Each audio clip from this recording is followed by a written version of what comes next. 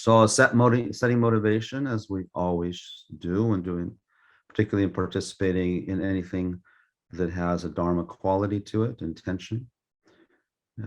Again, Dharma and these topics, in particular, what makes them Buddhist is, in particular, is the aim.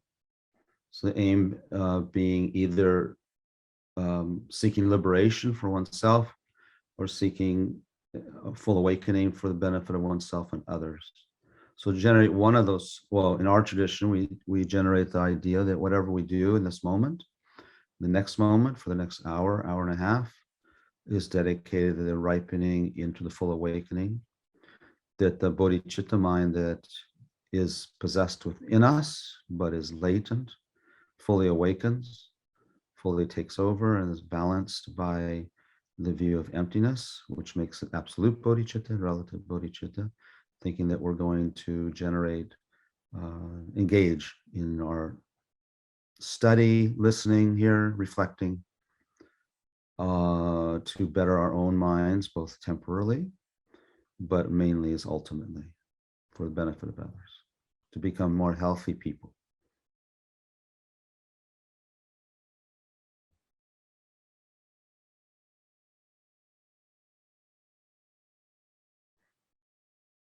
Okay, so, okay. I wanted to talk, I did notice that people are watching, streaming this, so I'm speaking to them as well. The last week, excuse me again, last week we, let me just share my screen. Okay, I need to share this, Michael.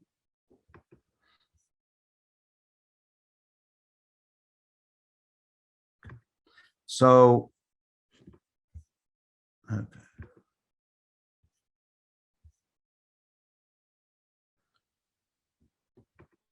Barbara, before you came on, we were talking about the distinction of teaching these topics in a classical sense and teaching them in more of a modern sense. And just my own feelings about that. I do have feelings. I think I've expressed them, that I feel that a lot of teachers, probably myself included, but a lot of teachers and a lot of teachings going on these days, for me, go too far to the liberal side, in the sense of looking to placate and please people, in not wanting to lose an audience because of expressing ideas that sound, well, I don't know, not controversial, but maybe a little bit rigid, or traditional or old-fashioned and that kind of thing. So what's happening in our practice, and what's happening in the transmission of Buddhist teachings is unfortunate and fortunate. So the fortunate thing is that they're becoming much more widespread and much more available. The unfortunate thing is they're becoming much more widespread and much more available because what people seem to be doing, probably myself included, is we're watering down the teachings in such a way to make them palatable for a wide audience. I think that's a mistake. I think it's okay to do, depending on the context, right? And depending on the audience, that's fine. You know, Lama Yeshe, well, maybe that's not the right way of saying it. So we have to be a little bit careful that in our interest not to alienate people, we're not degenerating the teachings themselves. That's a fine line. We have to walk it. My personal opinion is that, as I was going to say, Lama Yeshe implored me, that he used to say, you need to teach these teachings so that your mother can understand them. But, you know, there's two parts to that. Mother understanding them, okay, we get that, but teach these teachings. So it means you have to go to the essence of these teachings and then teach it. And I just find that too much now is teach these so your mother can understand them side of the equation, and not enough about these teachings. And again, I often quote Einstein's quote about if you can't explain a complex idea simply, then you don't understand it well enough. So guru devotion is one of those kind of ideas that could really fall into a very faith-based idea. Could fall in very sort of, oh, that's Tibetan, Indian, those are the old ideas there, for Eastern people. So here's why this particular module is so profound, so important, and also controversial, because this topic is not for just Easterners. This is just not for culturally aligned Buddhists, like Sri Lankans or something, or Cambodians. That's so. And Barbara, I'm so glad you're here, because Barbara has is a newer, newer student, I could say, or exploring these ideas. And so if I just wanted to, cater to Barbara's wishes, and not wanting to alienate her, I would come in with a very soft pedal, right? But we got all kinds of other people. And the idea of guru devotion, and Barbara, might be helpful for you, is guru devotion is a Buddhist practice.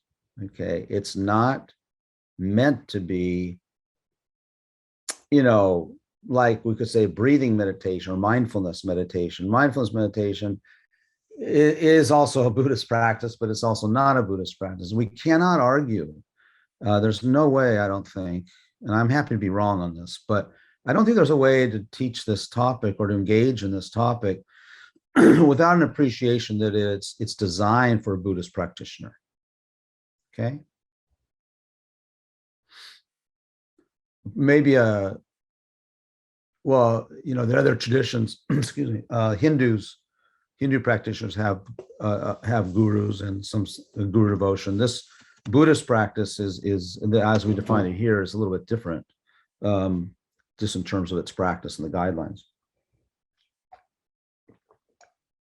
So last week, I just want to conclude on this because I went kind of quickly about root gurus. That was the final topic of, I think, 8 topics that Alex had talked about, the different kinds of gurus. And I just want to read this. Root gurus discussed primarily in the context of highest yoga, highest tantra. So again, this highest tantra, this is a unique Buddhist approach, and even in that case, unique to the Mahayana tradition. There's not really, and so when we talk about, that goes into tantric masters, you cannot practice really tantra, particularly the two highest levels of tantric practice without guru devotion. It's just not possible. You won't attain. There'll be no attainments in those practices. So that's why when we start getting serious at that level, we really do have to study this topic if we haven't already studied it, and engage with it, embrace it. Okay. So then root gurus is a little bit different. This is a particular guru that even many students of Buddhism can have tantric masters. They can have Mahayana masters. They can have ritual masters, meditation masters, Buddhist professors, Buddhist teachers. Doesn't mean they have a root guru. Okay, so the root guru is something that is very special, actually, and comes about through your relationship with your practice in the Buddhist tradition. So we could talk about highest. Most likely, when you talk about a root guru, it doesn't have to be, but it is definitely a Mahayana tradition. In the Hinayana, they do have teachers, of course, and they have gurus. But the practice of the idea of a root guru, I think, is unique to Mahayana and particularly to Tantra. So I want to underscore the importance of the second bullet here. What happens is with your tantric master, and if he becomes your root, and particularly root guru, is there's a synergy that will develop between you and your root guru, and you don't know root guru till it might be many, many, many, many years of practice and engagement with Buddhism. You may not, or even a whole lifetime, may not feel that someone's a root guru for you. So hopefully you will, one will. So this is where there's this synergy, there's this energy, there's this relationship, there's a connection between you and the guru, and that has a, here Alex called them flash insights. This can be through tantric empowerment and so on. This can be in relationship to tantra, but it doesn't have to be, actually. It's possible because of a strong connection with the guru. Now, we're going to talk today about, we have to now talk about the qualities of a guru, right? So this is where we go a little more into tradition. I'm just giving people a little bit of heads up. I'm going to try and not talk about it in a stodgy way, but we got to talk about it now that we've gotten to this stage of coming to this phase, this place. Start talking about the Mahayana approach, and particularly the sutra, but particularly the tantra. And one could, I believe, this is my belief, that one could have a root guru, have a relationship with a root guru purely on the sutra path, because you can generate insights through your relationship. What happens with the root guru is something happens sort of magically, you could say, between the connection between you and your root guru. And your root guru is going to be someone who, due to his or her attainments, most likely could happen, probably, due to his or her attainment. So they've attained a certain level of realization experience with the teachings. They've reached a certain level technically on the Buddhist path, and talk about the 10 bodhisattva bhumis or the 5 paths. There's a certain place that they have entered. We don't need to say that they're enlightened, but they definitely can inspire you as enlightened beings. You think, because of their qualities of attainments are super mundane, okay, amongst other things. So root gurus, this is a new concept for us modern Western whatever people. They're spiritual mentors who turn disciples' hearts and minds most ardently to the Buddhist path. So that is, people start saying, well, how do I know someone's my root guru? It's the person who's had a profound impact on turning your mind into the Dharma. And now Dharma I'm talking about now could be the teachings, of course, but I actually mean it in the internal sense. Your mind starts to transform, and that transformation is unmistakably connected to a particular teacher, and the affection between you and the teacher continues to grow. It's a unique, special connection, a unique, special warmth and affection. In Tibetan, traditionally in Tibet, maybe Indian too, but I know I read many things in Tibetan tradition where, and there's not gender bias, but it talks about the guru as the father and the disciple as the son, okay, or daughter. So when you develop a guru-disciple relationship, a root guru-disciple, you feel and experience the guru as your father or mother, okay? But it's not, the only word you can say is father, but it's not like it's not your birth father. It has similarities to that. Assuming your birth father was a good person, that you have a relationship. There's a sort of unique synergy between a child and his mother, a child and his parent. Why they say father, I don't know. I haven't ever analyzed that much, but maybe because usually they're male.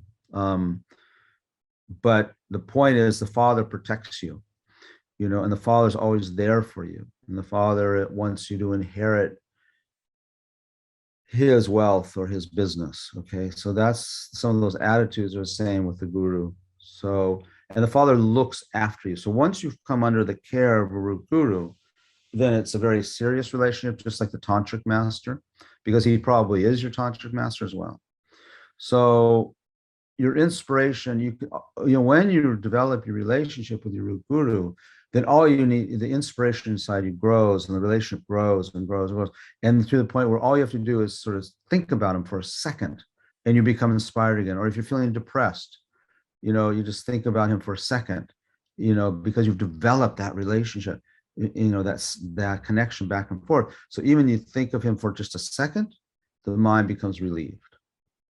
Or it develops a learning experience from your difficulty, whether depression or something you're challenging, in your life. It just shifts the whole perspective. Okay. And this is the quality of a guru. So this root guru sustains the disciple throughout their spiritual journey, and the relationship acts as the root for all attainment. So when we're entering the path and we're hearing all these ideas, if a person can align themselves with this idea of guru devotion, then the path accelerates. And I'm going to talk about that in a minute.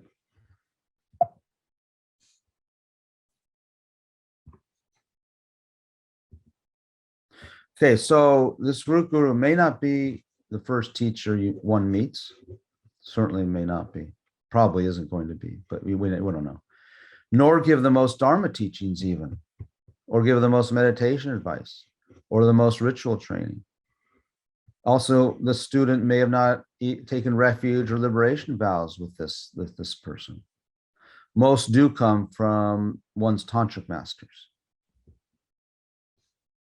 So at this point in the text, or at this point in the, usually the module, we start talking about the 10 qualities of a guru, and I'm going to talk about that today.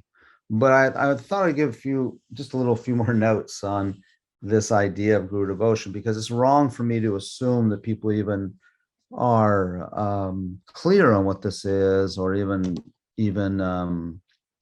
committed to it, for one thing. So I'm going to say these are from a lot of these ideas, or most of these next few slides have to do with some teachings that Lama Zopa Rinpoche has given on this topic. He's taught on this topic widely. And so I'll just share some ideas, and we can have some questions too if there's some back and forth. So Rinpoche, so in the traditional texts, so usually we're drawing from our foundation text of the Lam Rim, The Graduate Path to Enlightenment by Lama Tsongkhapa. And so these are going to be extracted from that. These ideas are extracted from there. So the guru, now here we're talking about guru devotion. So it's the relationship, the practice of relying on the guru and being devoted to the guru.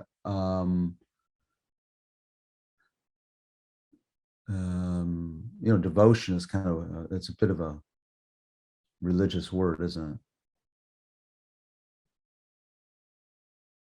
Yeah, I mean, guru devotion is the right word, but it also means guru practice. Has anyone ever heard another word for guru devotion?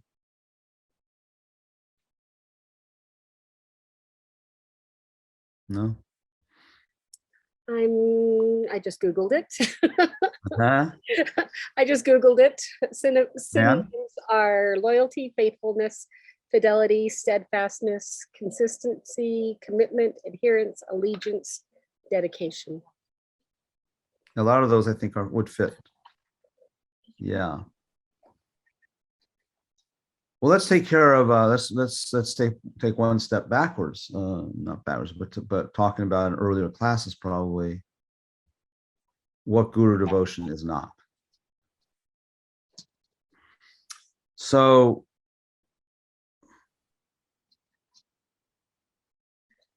what it's not, and what it often tends to be for us modern people. Okay, when you go.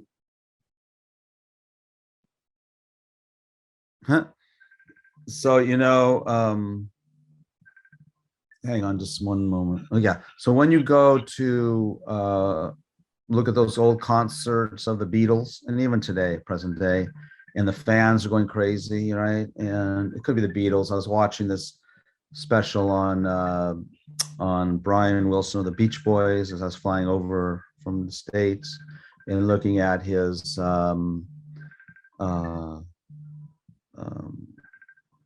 footage from different concerts and things like that you see a lot of adoring fans, right? That I think, or you look at celebrities, like Top Gun came out with Tom Cruise, and or fan clubs, right?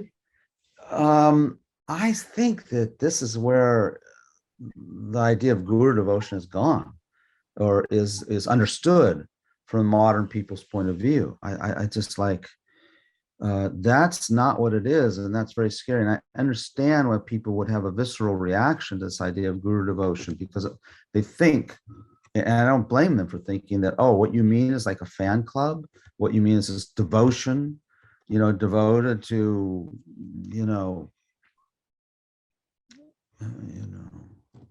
Kurt Cobain, or to John Lennon, or these people who got, well, no, not Kurt Cobain, but in case John Lennon, he's kind of killed by a devotee, so to speak, right?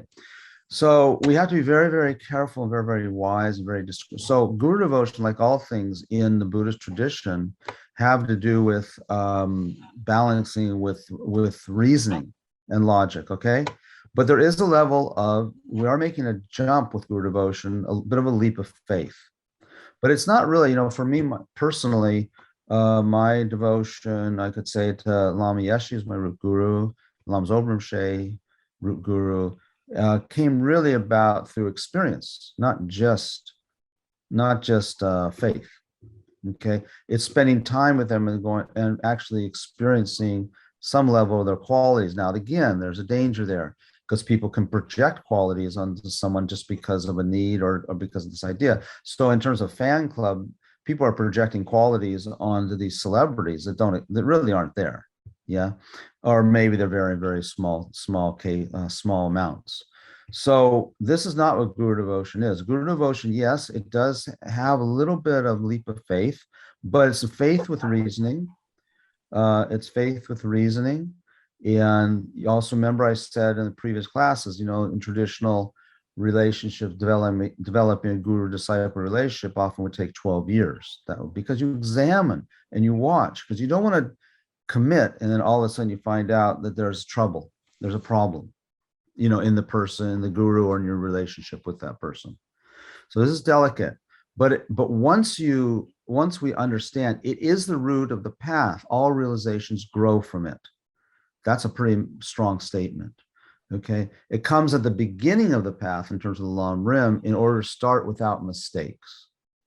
Okay, this idea arises from the fact that, just read the last one, is considered the most important teaching, the source of all happiness. That's pretty, we would think maybe the teaching on emptiness is the most important teaching, the teaching on compassion is the most important teaching, or the teaching on bodhicitta is the most important teaching. We can't, why does it say here, this is the most important teaching? Because the reason is, in the Mahayana, and particularly the Tantric practitioner, is that without guru devotion, you can't attain anything. Okay, you will not attain any realizations. And so the other thing is that, was someone trying to ask a question? No, okay, because I heard some sound. Okay. Yeah. No. Okay. I just found out I was unmuted, so it must have been something here. Okay. So this gets more intense when the foundation of the teachings are that, when we begin to understand the foundation of the teachings in Buddhist idea is, okay, first of all, the idea is to attain enlightenment. But why? What does that mean? Well, attaining enlightenment or awakening has no real meaning if we don't understand the nature of suffering, which is the first noble truth. And then in the first noble truth of suffering, that sounds so vague and so negative. So then it's beginning to understand, well, what does that mean? So the meaning of suffering, of course, is the mind is afflicted. It's not seeing reality. It's not set up for happiness. It's set up for problems. That's the nature of the mind. And so if we don't know that, we don't begin to really accept that and embrace that and begin to sort of work with that. So if you begin to think that, yeah, my mind is a mess, and yes, there is a possibility for a higher state of consciousness, that one that maybe is free from all these mental disorders and these mental problems, then there's no way that we can work our way. I have friends that just don't believe they need a guru. They believe that They'll figure it out themselves, looking at YouTube videos and podcasts or whatever. I don't think that's possible. I don't think that's possible. That's more, I mean, to figure out how to free ourselves from the afflictions, the mental disorders, when we're freeing them, when we're trying to work on it from a mentally disordered mind, seems just kind of crazy. It's like, I can do my own brain surgery, to get rid of that tumor. Thinking we can alleviate the afflictions in our mind is much more complex than even doing brain tumor on ourselves. So, that would be complex enough, right? So, healing or ridding ourselves of the afflictions, the mental disorders, is much more complex. I mean, a million times more complex than that. In terms of understanding how to do it, in terms of understanding the technique, yeah. And so, in the classical Buddhist metaphor example is that we have, in the beginning of the path, we have to accept ourselves as a patient, right? That we're like a patient. So most of us don't even believe that, right? It's like having a brain tumor and not knowing it. Okay. We don't believe we have a brain tumor. We don't even think about it. Okay. So it's important to listen to the ideas in Buddhist thought in order to gain an appreciation for that fact that things are not so good. Okay. Doesn't mean potential isn't great. The potential, of course, is unlimited. Okay. The potential is unlimited. That's important to learn also.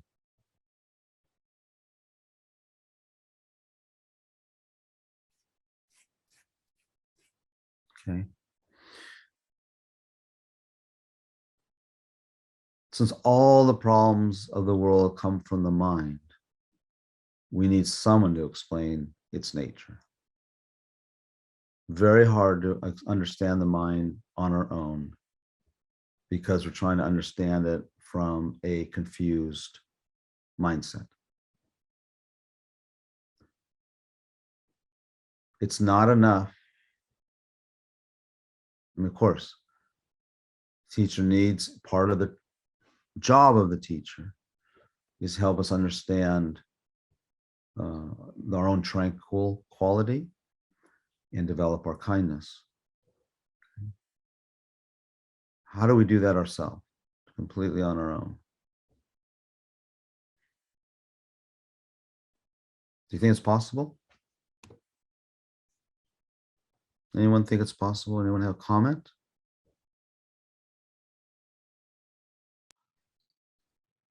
Did Yeah, go ahead. Buddha do that? I mean, can't some of these things happen? Can't all of it, or didn't all of it happen organically through the course of his life? Yeah, it's good question. Well, he did have many teachers in that life, but they weren't quote unquote Buddhists because there wasn't a Buddhism then. The way that question is answered is that it's possible. Well, that's what made him a Buddha, for one thing. Secondly, Buddha, Shakyamuni Buddha, the historical Buddha, Siddhartha, he did have teachers and he did have a guru, and it depends on what version of the story of his enlightenment one listens to. So in the Mahayana tradition, or in the certain traditions, they feel it's pretty commonly stated that Buddha actually attained enlightenment. Shakyamuni, Siddhartha, attained enlightenment before he was born on this earth, and manifested the path through the 12 deeds for the sake of the students and for establishing the Buddhist tradition on this planet, or reestablishing probably. And so his teacher, actually his guru, is Maitreya Buddha. And so it's possible, I think it is possible, through a strong, deep karmic connection with the practice of Buddhism from previous lives, that one could manifest. Now, of course, could manifest and perhaps attain awakening without it's really hard to say without a guru. That's, you can't say, because you have to have had a guru, and the guru's influence still is impacting you. The difference is that in the Hinayana tradition, where we have Shravakas and Pratyeka Buddhas, practitioners, Pratyeka Buddha practitioners, they don't have a guru, but they attain liberation. But they've had gurus in the past. Okay, solitary realizers they're referred to as, because they're just focusing on maintaining solitude, and that's the way but they attain liberation and not full Buddhahood. No, I mean, it's pretty amazing what they attain. But they've had spiritual teachers in the past, you know. Okay.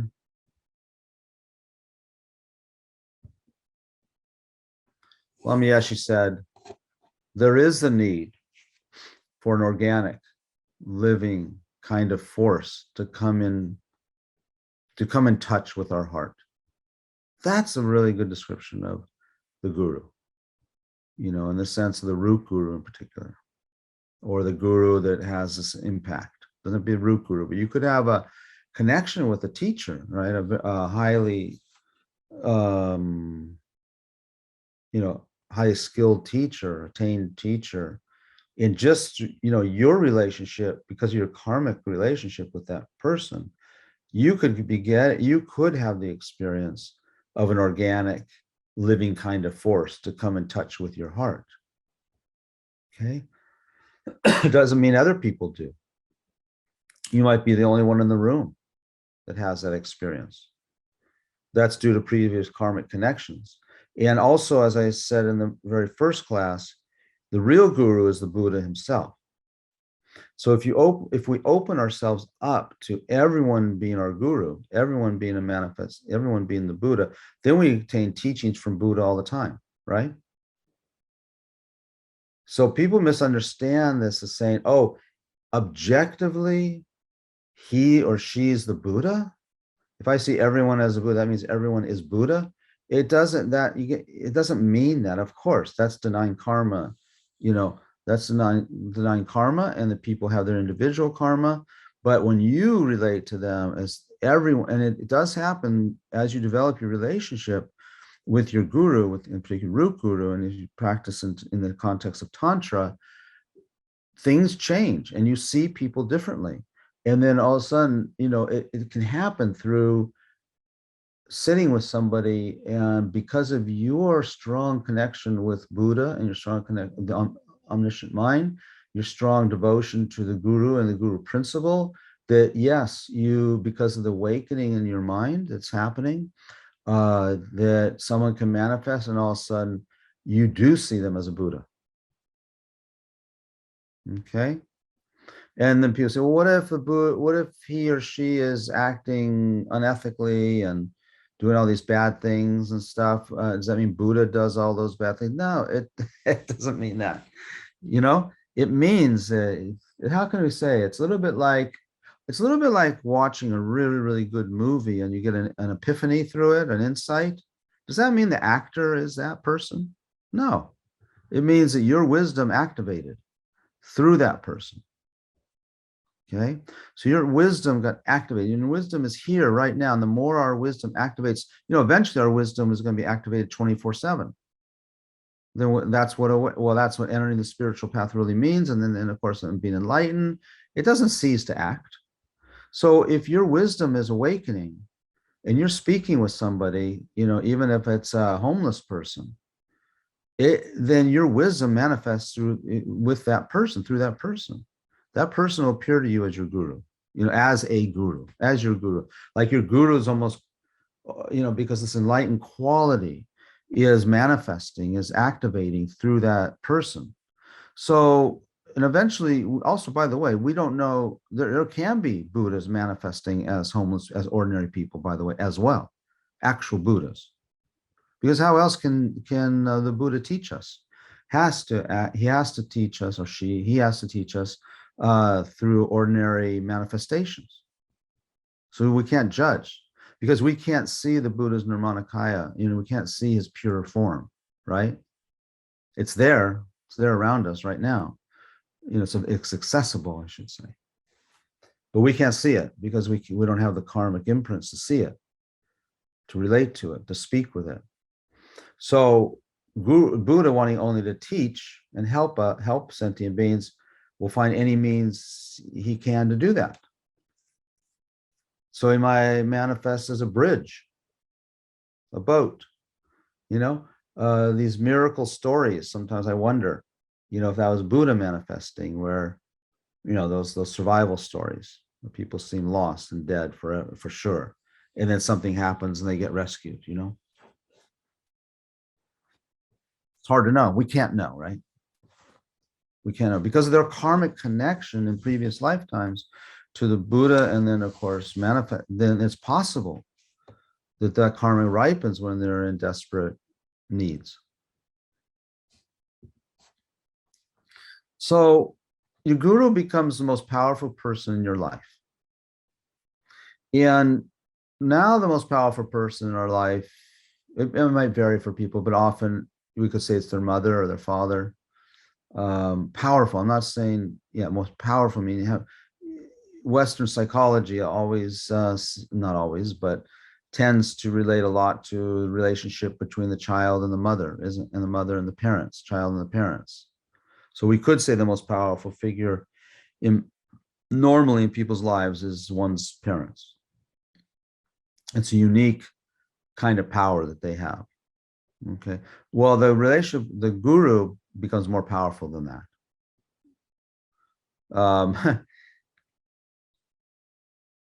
My dad got really angry at me once, long time. Well, not very often. He was a pretty mellow guy, but my wife and I were married at Cayton in Nepal in 1981, and we sent out the invitations. We were following Lama Yeshe's advice. He was guiding. It's so funny. I don't know what people think about Tibetans, but here he was, as he used to call himself, this Himalayan monk.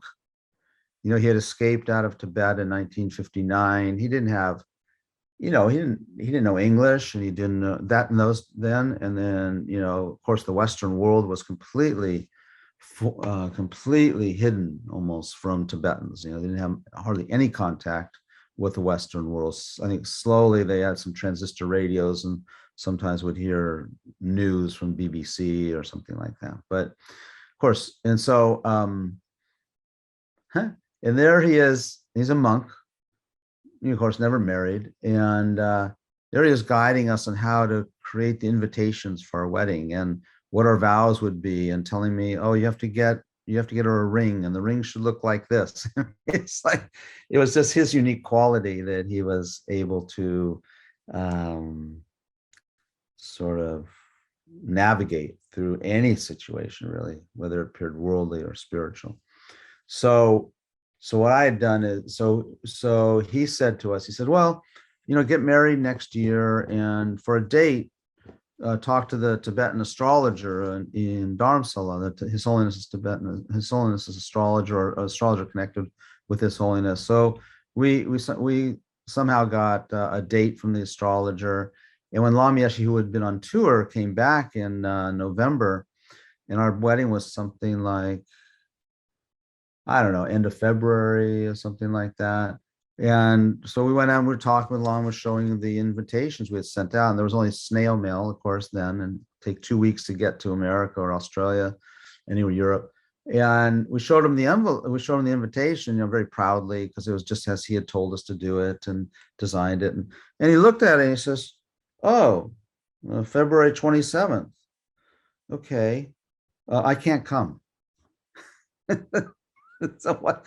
He says, yeah, no, I'm always in Dharamsala for His Holiness's teachings then. So I can't come, but it's okay. He said, you can have it without me and Rinpoche there. Well, the whole idea, of course, was and so was to have them there. And so we started to scramble, and then ended up, we talked, well, when would be a good date? And he said, we'll do it on Tibetan New Year. We'll do it Tibetan New Year, the morning of Tibetan New Year, because, he would be there, Lama Zopa would be. So there it was 2 months before, 3 months before the wedding. And you know how getting airline tickets in those days were paper tickets and that whole thing. And so I wrote to my parents and I said, oh, the date has moved, and it moved up by, I don't know, 3 weeks or something. And then they said, oh, well, we can't be there. We have plans then. And in fact, they could have been there, but they were just putting their foot down, as so they didn't want to give up on their plans. They're going on a holiday or something like that. So we stuck to our plan. We stuck to the new date, and my parents couldn't come. And my dad, remember him saying, "Oh, so Lama Yeshe is more important to you than me." And I guess so. I guess that's how it works. I wonder if other people could do that. I mean, and I don't mean to draw attention to myself like this big guru devotion, but it was a deciding moment. And I think for both myself and my wife, it was a no-brainer. And we didn't like it. Don't get me wrong, but you put the two there, it's like you're choosing, anyway.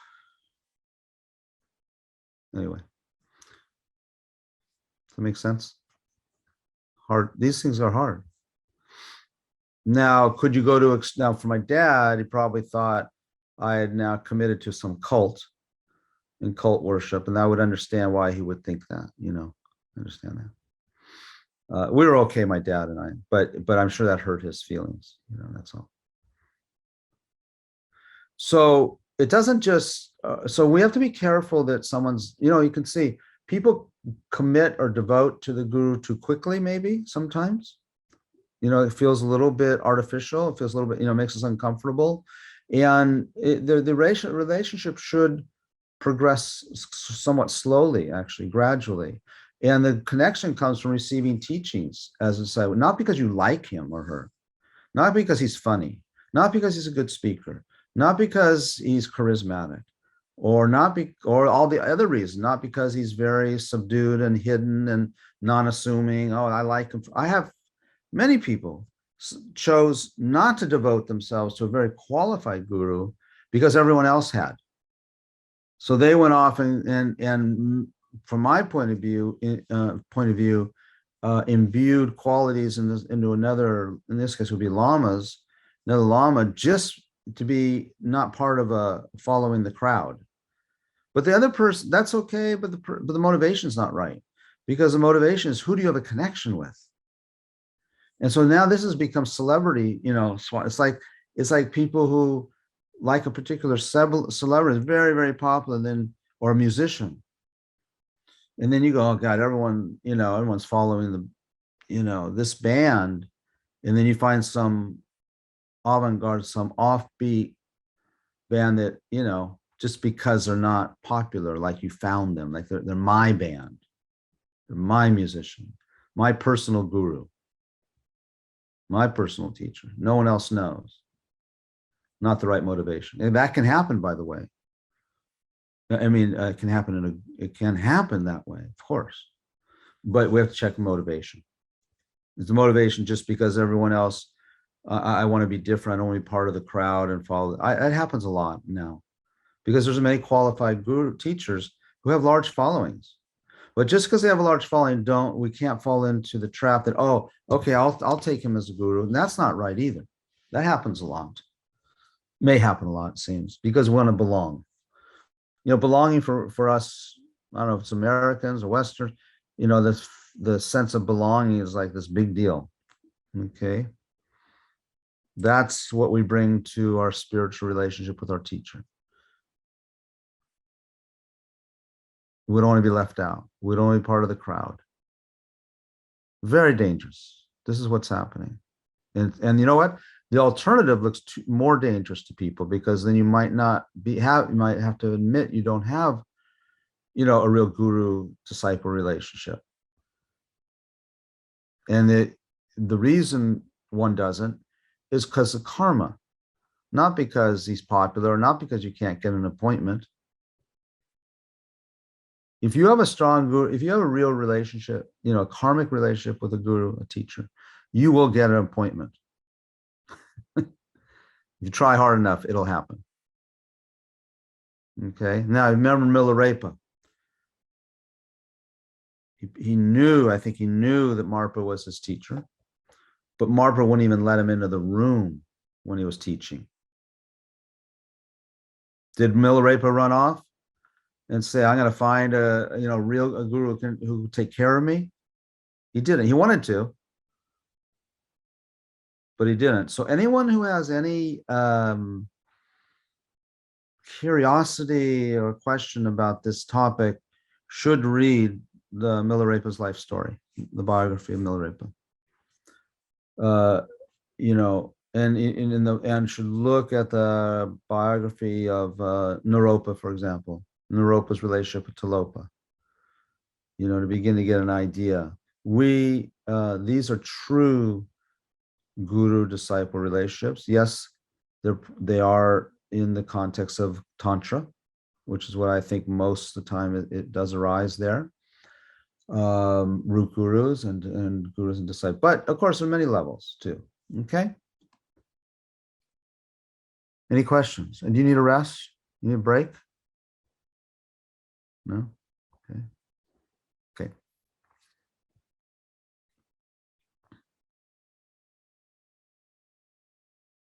Okay. The quality of our guru devotion will determine whether we create great merit, good karma, or suffering. I want to just reflect for any questions or thoughts.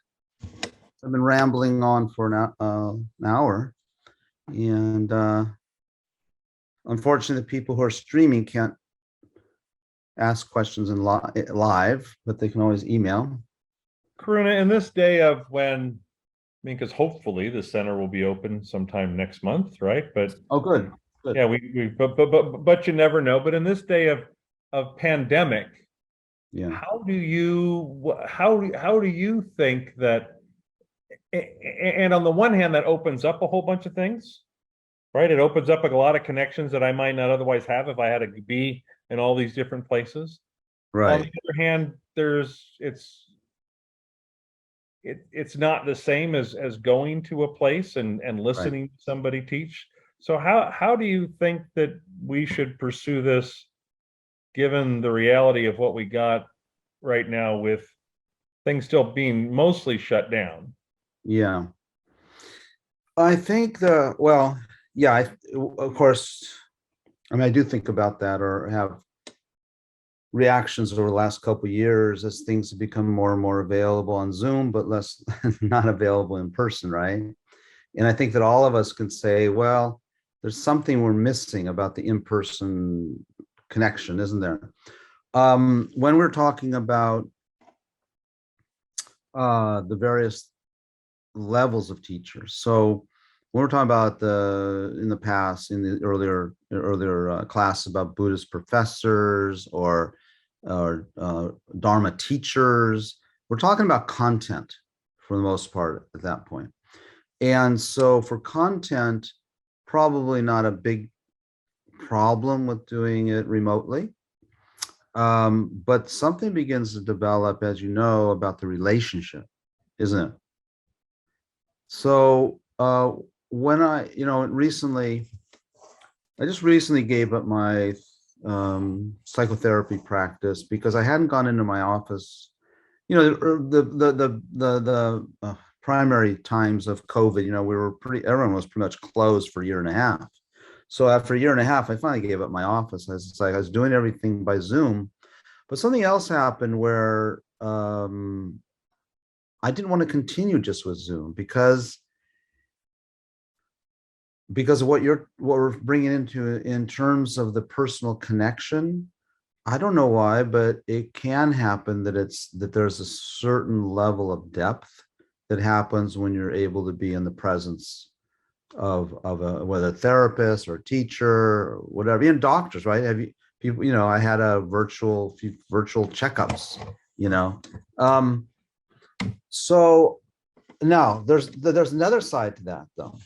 If you have a strong relationship with a teacher, I think it is possible, particularly if you've had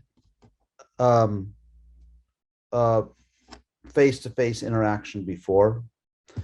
I think then it is possible to have that experience remotely, because when I see Lamas Open Rinpoche on Zoom, or when I've had interaction with him, maybe I should say on Zoom, like an appointment or a conversation, it felt pretty powerful. It felt pretty powerful. It's not the same as being in his presence. It's not. But because of previous experiences with him, it sort of activated that part, I think, in our relationship. So that's kind of, I'm not sure I'm answering your question. I'm kind of giving you more bullet points of what seems to go on. And also, Michael, it is individual too. People, I'll tell you something. So many years ago, 1975 or 1975, 76. I think it was the first trip that Lama Yeshe and Lama Zopa Rinpoche took to the States.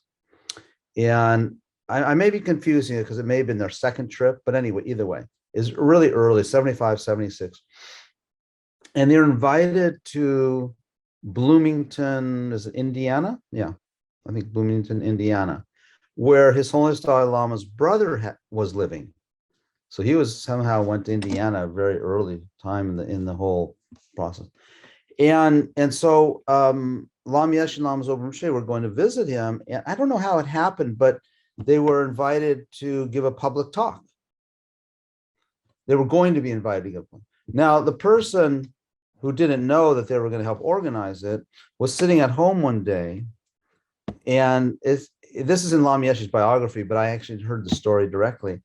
She was a woman named Louis Bob Wood, I think, was sitting at home in her living room with the television off. And Lama Yeshe's face came on to her television. Okay. Yeah, I mean, like really. And then the next day, she saw the flyer of him giving a public talk. And the flyers had just been put up. And then, of course, she went and developed her relationship. So that has to do with strong previous karma, right? That this doesn't happen randomly. So we don't really know. So the point is, and also a very highly realized being can manifest, Buddha's manifesting through, like we said, as a bridge, as a dog, as a prostitute, as a butcher, as a, and they manifest in ordinary terms, but that's not in the relationship as a teacher, by the way. That is Buddha manifesting, or your guru manifesting. But when Buddha's manifesting as your teacher, then yeah, that's I think what we're talking about mainly in this class.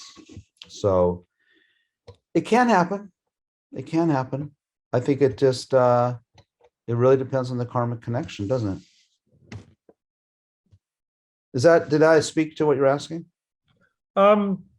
Mostly. I mean, I guess I still think, okay, so how do you start that process when you really don't get to meet any of these people? And for example, in this course here, you're in Australia. I'm in Phoenix. Barbara's in Scottsdale, and Shayla's in Utah, and we're all doing this in a participation through a center in Santa Fe. Yeah. Well, what's missing, do you think? I mean, are you asking because there is something missing, and how to fill that gap? Yeah, I guess the question is how do you fill the gap of finding a teacher when most of what you're doing at this point is most of what I'm doing at this point is long distance. Yeah. Okay. So I don't think that I think the question's the same either way. I think I really do. It's just really hard, Michael, to wrap our mind around the fact that it's a karmic connection. It's a karmic experience. If you have the karma, if you have the merit, you will be guided and meet a teacher. And if your merit is at a certain level, like maybe not really high, or it's hard to say, make a judgment like that, but you might just meet a meditation teacher. And I think what your question is more, well, no, I'm talking about more of like a root guru, someone to guide me to enlightenment, a Mahayana master, maybe a tantric master or not. That we're not. For that, I don't want to sound too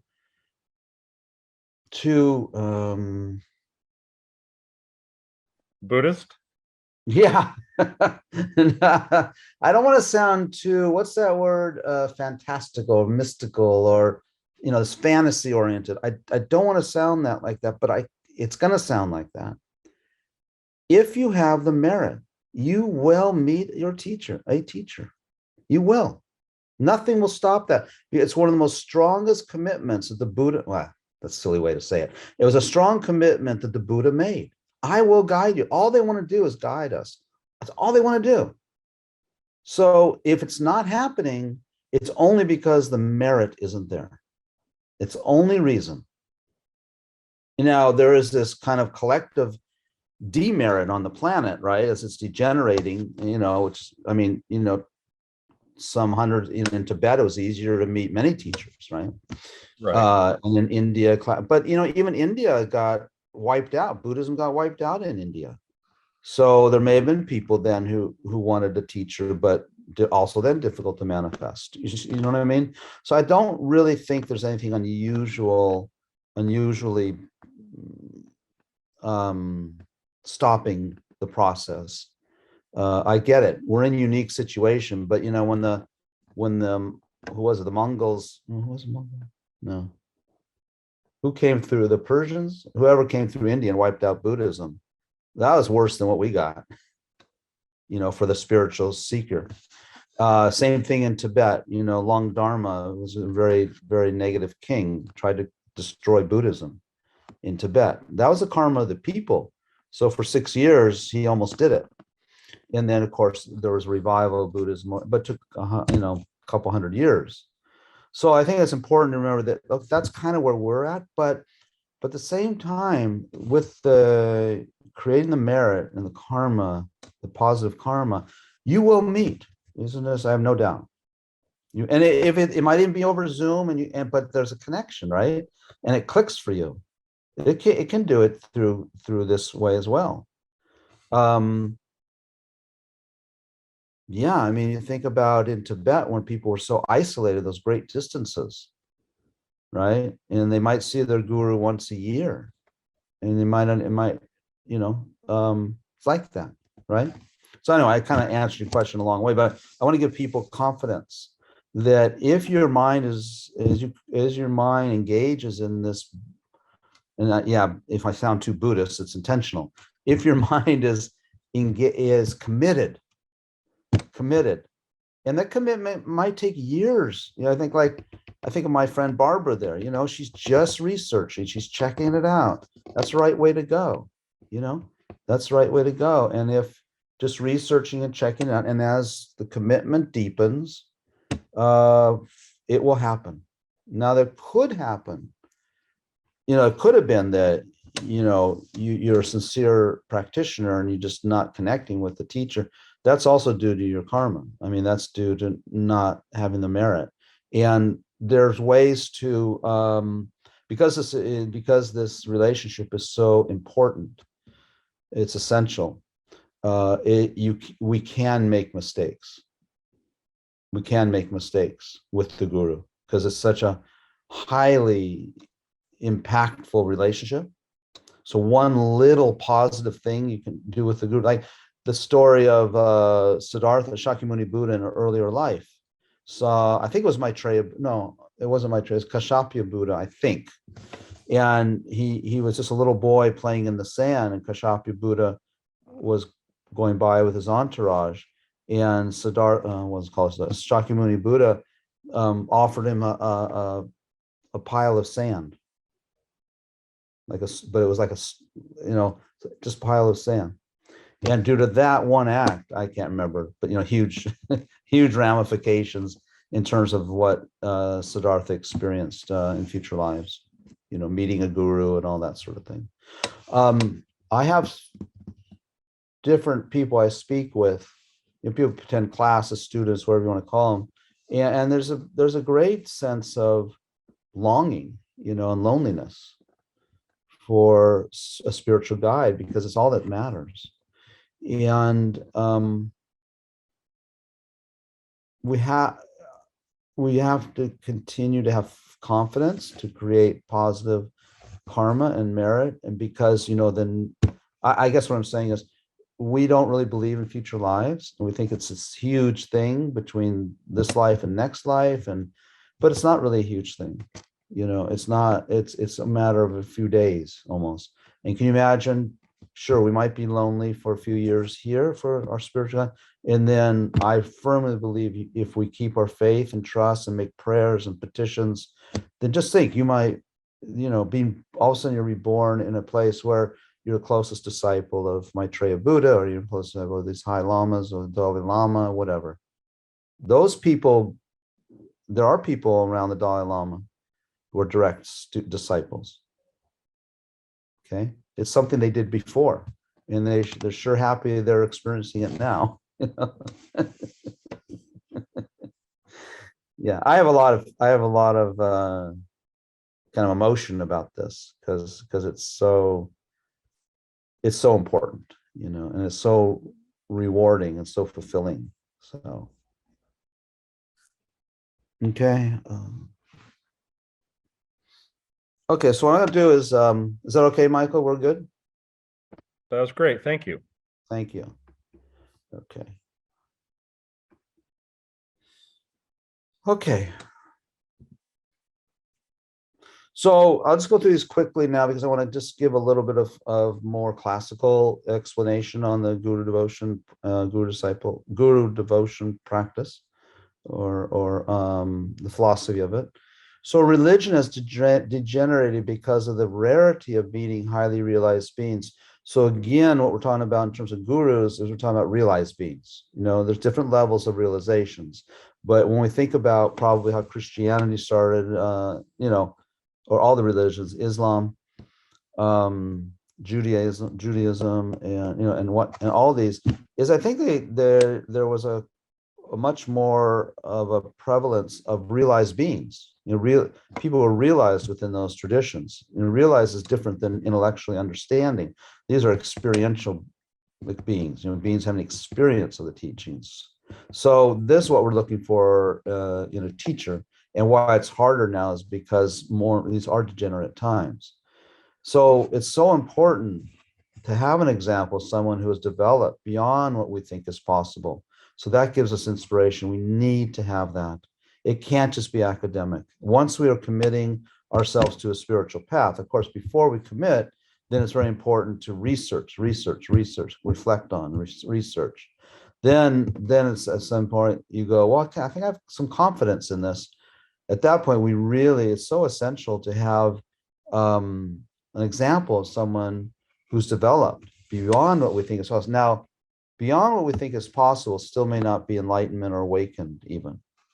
Okay, so we have to be cautious that what they're representing is that level of attainment, and not necessarily beyond. So, and it could happen that you reach sort of their level, or they've helped you, for a certain stage of your development, and then they're not helpful anymore. And that's fine. And then you just really thank them and keep them, hold them with respect, because they helped you so much. Just because they weren't fully qualified to take you to higher levels, it's not their fault, and it's not your fault, and you just thank them. They got you to the next stage where you're ready for the next level of teacher. So yeah, it develops faith that we can attain it as well. If our aim is to achieve enlightenment, we need a teacher with many levels of realization, right? If our aim is enlightenment, then we need someone who can represent that. Now, whether they've attained enlightenment or not is not necessarily essential, by the way. My Shakyamuni Buddha attained enlightenment before his guru, Maitreya Buddha. I mean, just so technically speaking. But I think we want a certain level of quality of experience. He or she must have perfect understanding of both higher and middle paths. That means have perfect understanding of the path to liberation and perfect understanding of the path to enlightenment. Now, I didn't say attain those, but perfect understanding. Okay. And then the even need to be there to save us from the lower realms. Okay, because these are real, but if we don't believe they're real yet, that's fine. But once we get an appreciation that it's a fact that there are all kinds of realms that one can take rebirth in. The other night, my sister-in-law was looking at these beautiful pictures of these birds. Really rare. I mean, it's a friend of hers who is a professional photographer, bird photographer, I guess you say. And she says, see, I want to be born that bird next lifetime. And I've talked about this before. It freaks me out. And I did, I don't know if it was good or not, but I couldn't help myself. I told her she absolutely does not want to make that kind of wish. And I explained to her about it. She said, okay, I get it. So I think I came down kind of heavy. but I know some, I know they say they're Buddhists, but they don't believe in karma, teachers. But they don't believe in karma. They don't think it's important to teach karma. But the focus of the very lowest scope of the scope of the teachings, the scope which is the lowest scope, which is to the view or the intention to at least attain a higher rebirth, demands two things: understanding of refuge and understanding karma. Okay, which a lot of faith-based Buddhists have. There's some countries, some people, who are more faith-based practitioners. It depends on one's level of spiritual development, right? So some are more faith-based. That's good. But to have a spiritual teacher that does not think it's important to teach karma or does not accept karma, I think that's quite dangerous, actually. So just knowing one technique like breathing meditation or mindfulness, it's not enough to save us from our afflictions in lower realms, because we need to know a whole plethora of techniques. Okay, so we got let me just go through this, a few of these points, and we'll continue them next week. So in the classical teachings on the advantage to devoting to the guru, there are 8 advantages. And again, this is for the Buddhist practitioner. It's not, probably we wouldn't talk like this to just a general audience. Oh, I wouldn't anyway. Number 1 is you'll come closer to Buddhahood. By practicing the instructions he taught you, you progress along the path phenomenally quicker. So traditionally, for the Shravakas and Pratyeka Buddhas, in the terms of the sutra path, also it takes about 3 eons to attain enlightenment. With the practice of guru devotion, you're actually able to attain enlightenment even in one lifetime. Okay, it's the lifeblood of the tantric path, and one could attain even in one lifetime. And then Dharmakaya, attaining the Dharmakaya or the Buddha's omniscient mind, or that's technically not the definition, but in terms of attaining the omniscient mind, it's also based on the relationship with the guru, because the guru can actually help you have an experience of the Dharmakaya. So the 2 ways you become closer to Buddha by practicing the instructions he or she has taught you, and through making offerings and serving him. So huge. So, sometimes if people feel, well, I haven't really I'm really longing to meet my root guru or meet a guru that can guide me. But I haven't. Well, then the best way to create merit is serve the teacher that you do have, or serve your parents, things like that, with the intent that you want to create the merit to have a relationship with your guru. Okay. So that's one of the ways. If you don't have the merit's generated through making offerings and serving him or her. And then if you don't have contact, then or you don't have a relationship, then serving a teacher, like even at your Buddhist center or something like that. Okay, I mean, assuming that, you know, it's just it's a teacher that is more of a, you know, not acting in the way of a guru disciple relationship. So guru devotion also, it pleases the victorious ones. That means the Buddhas. So they, as I was mentioning earlier, all that their intent is to teach us, but they can't reach us. Okay, our batteries are dead in our radio. Okay, and how they do it is through the guru. Okay, because if Buddha could teach us directly, he would right now, or she would right now, and they're right here, but we can't see them. Just like when you supposedly dogs can't see the shape of a stupa. It's one of the karmic or the equipment to see, make out as a stupa. They see something, obviously. So they do it through the guru, okay? No matter how many offerings we make to the Buddhas, without relying properly on the guru, it does not please the Buddhas. In other words, we can make offerings, water bowl offerings, flower offerings, money offerings to the Buddhas, okay? But if we're doing all that at the same time criticizing one's own guru or not relying on the guru or dismissing the guru, then all those offerings don't have much of the same effect. Whereas if you make one small offering to your guru, it has the effect of making offerings to all the Buddhas, because he's the representative of all the Buddhas. So there were 8 points, by the way. 1, you will come closer to Buddhahood. 2, it pleases the victorious ones. 3, you will not be disturbed by demons or bad company. And yes, there are demons, should be probably spirits, you know, malevolent spirits and hungry ghosts, that kind of thing. They are around. They do affect people. They can even make people crazy. They make people sick, create dissensions in families and arguments, or you will not be disturbed by bad company. And you can see that if you look around us, people are in so many different conditions, right? So many different conditions. They're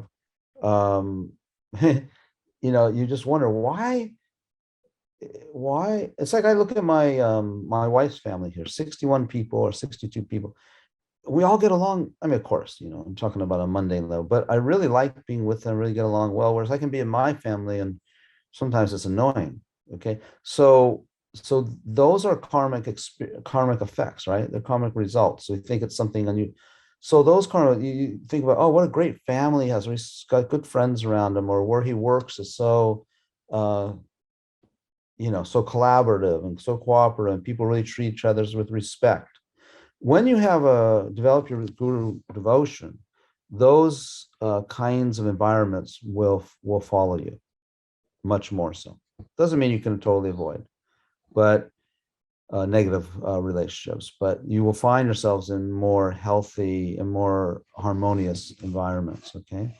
And you find yourself getting less sick. You find yourself letting less emotions because of maybe these are spirit interferences. You're protected.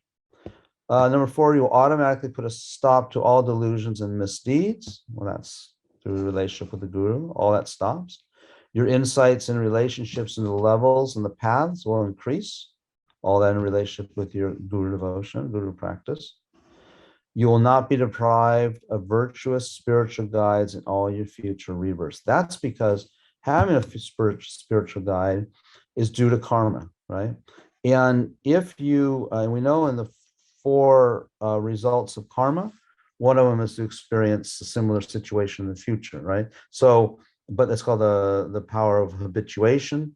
So, for example, if you're really into killing things, right, then next life, or you'll still have the habit of killing, and also you will be surrounded by, you know, dangerous or scary environments. So same thing, if you devote to a guru, even if they're not fully qualified, but your attitude is, I'm going to treat him or her as a fully qualified guru, just like representing the Buddha, then you, because that makes that the habit, and the karmic imprint will be that you will not be separated from spiritual guidance in the future. And that's where I was talking earlier with Michael about, you know, create the merit, create the karma, and you won't be separated. You will continue to, as long as you keep that relationship clean, and try your best you can to not mess it up. So, okay. So number 7, also very important, without even having to know how to transfer your consciousness at death, because it's scary for us Buddhists to think about dying and uncontrollably being. Do we know if we're going to be reborn in lower realms, in the insect realm or the bird realm, fish realm, ghost realm? There's so many of those realms, but just relying on your guru will protect you from the lower realms. And last but not least, you will effortlessly achieve all short and long-term aims. How's that? That's right on the hour. Is that too fast? Okay, so that's part about the classical teachings on the advantage of devoting to the guru. And so next week I'll continue that and continue on to classical stuff, and I'll have some other more relaxing ideas as well, like we did today. Try and do both. And any questions for anyone? Anything that I left unclear? Anything that you want clarified next week? I think we have 2 more classes to go. I'm happy to do that too. No? Okay. Okay. Okay. Does all of this, oh, I'm sorry, Yeah, go ahead. No, Does all of this only happen in the human realm, or does this happen why can't it happen in the, with animals, non-human animals? I know it's a really bizarre question, but no, it's not. I've had animals around me that behave differently with me than with other people and with other animals, and theoretically, it seems like this should be possible, that this is happening everywhere. Maybe we just don't recognize it. So, yeah. Yeah. Well, a couple of things come to mind. One is, as I mentioned to you, that when we develop a relationship with a guru, with a very profound being, then, and as the mind develops, just becomes more dharma, right? Right now, our mind is not dharma, it's confusion. And then as it evolves and transforms, then everything becomes more and more, everything becomes a teaching, everything becomes dharma. So then that way that all living beings can manifest as a teaching. So the primary function of the guru is to teach us, not just intellectually, but experientially. So as our mind is open, yes, it's possible, definitely, that other beings can act as our teacher. But I think that's what you meant, Barbara. And then, but there's a couple things happening. One is when we talk about direct teaching. So because of our minds being in the level of historically confused and deluded, it can happen that what we think is a proper teaching, it may not be, right? It may be the opposite. For example, this is not exactly speaking exactly to what you're saying, Barbara, but I think it's related. I remember years and years ago, there was one center in Australia. They became very enamored. Even the spiritual teacher there, a Western nun, but very, very advanced, I should say, became very enamored with this one woman who was a medium. And they started taking everything this medium said as if she was the medium for Buddha, and or teacher, I don't remember. And it was only through the power of someone like Lama Yeshe Lama Zopa Rinpoche who can actually directly perceive the nature of these beings, what kind of person they are. They said, look at this person who's the medium is not a medium for Buddha. Actually, this is a medium for a spirit that's interfering and So you need to get rid of this. You need to stop listening to this medium. They're not right teachings. They're actually dark teachings or black teachings. So in the end, we have to use our discrimination and our wisdom and our intelligence. I mean, in the end, because there's not always good forces out there that can manifest as a teacher. I say be extremely cautious. So whether it's an animal or another person, I still suggest caution. Yeah, I mean, maybe I'm anthropomorphizing too much, but every time Venerable Rabina is playing on Zoom in some way, either on a video or on YouTube or actually live, my cat is like comes over and just Oh, well, that's different. and it's like, and she had mentioned something at one point about, different, you can, that like you want to, she had mentioned, I forget which phrase it is, but, for animals to hear that at their time of death, that can help them and Yeah. guide them in a different direction. And I just Yeah. I'm amazed at my cat who like every time she hears Venerable Rabina, she like So- trots right in and just like plops. Yeah. So there's two things there. So that's a good point. There's two things. The most important thing, for me, the most important thing you're bringing up is it's the quality of the person. So Rabina has very, pure qualities that have arisen from her practice and her relationship. By the way, her strong relationship with her guru, Lama Yeshe and Lama Zopa Rinpoche. So it's not the words, it's the quality of the being. And your cat has a karmic connection with Rabina or maybe with the Buddhist teachings. So the cat is familiar. One time Rinpoche was over at my house some years ago, and I had two dogs.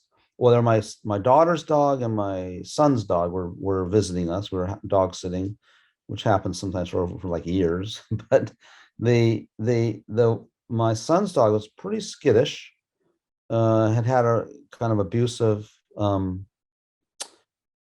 childhood until my son rescued her. The other dog was also rescued, my daughter's dog, but it was like so well adapted and well and balanced, happiest dog, loved everybody. They're both kind of big dogs. And so when Rinpoche came to visit, then the happy one ran up to Rinpoche and to be petted, you know how dogs, right? And the other one was back in the corner barking and kind of skittish. And Rinpoche was patting the friendly dog and said, you see, this dog has a karmic relationship, has a relationship with the Dharma. The other one, maybe not so much. Okay. Thank you. I find that fascinating. So thank you for elaborating on that. Thank you for asking. Okay. Anything else? Nope. Okay. Good night, good afternoon, good morning. So I hope that our time spent together was worthwhile. And if it wasn't worthwhile, then we will dedicate it to being worthwhile. Anything can be dedicated, really. So through the energy that we shared together, the ideas, our curiosity, our thinking, maybe our insights, is furthering the development and deepening of our insights, our pure expression of the unfettered mind to manifest that the bodhicitta that has not arisen arises quickly, and that has arisen fully engulfs our mind. That bodhicitta is the awakening mind that progresses and develops into full Buddhahood for the benefit of all living beings. At which point our functioning will be spontaneous, not contrived, non-conceptual. It'll automatically benefit others or attempt to benefit others. That the pure understanding of reality, referred to sometimes as emptiness, but the emptiness of inherent existence, becomes an immediate fact, becomes immediate experience, non-conceptual, going from conceptual to experiential. That immediately dawns within our mind stream, and we can only then work for others even better. In the long life, whatever teachers we have, Lama Zopa Rinpoche, His Holiness Dalai Lama, and any of your personal teachers, all experience a life that doesn't manifest in our eyesight, in our experience, as sickness, aging, or death. And all their works are completed.